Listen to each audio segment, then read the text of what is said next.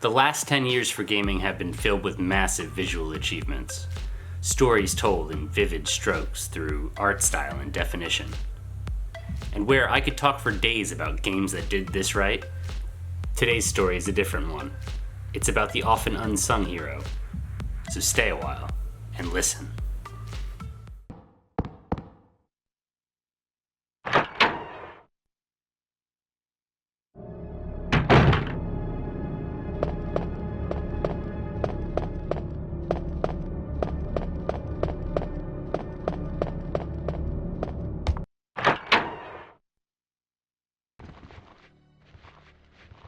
Look, I don't need to tell you that you opened a door and stepped straight into peril, or that the player is now in the inventory menu and selecting something, because the sound design does that for me. In fact, some of the sound design in this game is so iconic that many of you probably already recognized it. But this kind of sound design, although important in setting the mood and giving a player a feel of the type of danger they're in, or the type of scenario that they're in, or how they should feel while watching a scene, is not the kind I care about today. Today I want to talk to you about information, but more specifically, specific information, and how good sound design can give you all the specific information you need without ever opening a menu or diverting your gaze from the action. I don't know how many of you recall Halo, but Halo had a mini-map in the corner of the screen that served as a motion tracker, where it would identify whether there was a friend or foe around the corner, and it would sort of like give you additional information. And if you were standing still, you wouldn't show up on it, so players could exploit that. And where it is an interesting gameplay dynamic, it also detracts from staring at the overall visual experience, because you have to check the motion tracker, you have to look at it. Or in StarCraft or StarCraft 2, the mini-map in the bottom left-hand corner required almost as much attention as the main screen. So much so that if your eye wasn't constantly returning to it, you could miss incredibly pertinent information that could either win or lose you the game, depending on whether you see it or not. And where these are cool gameplay dynamics, they do also detract from the overall experience.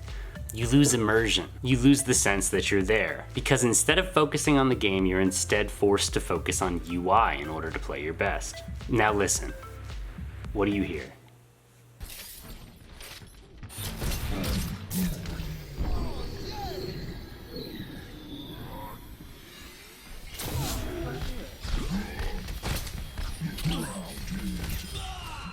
I'm impressed. My ultimate is ready.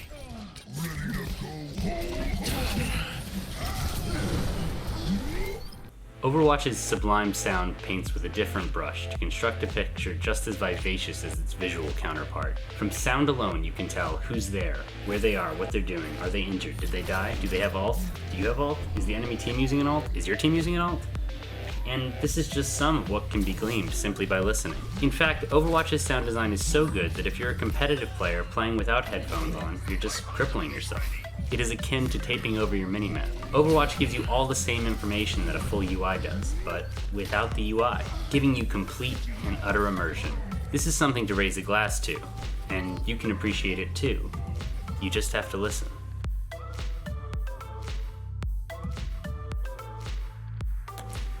So I figured it was apt that I make Appreciating Gaming Episode 2 about Overwatch, as it is a game that I know we all appreciate.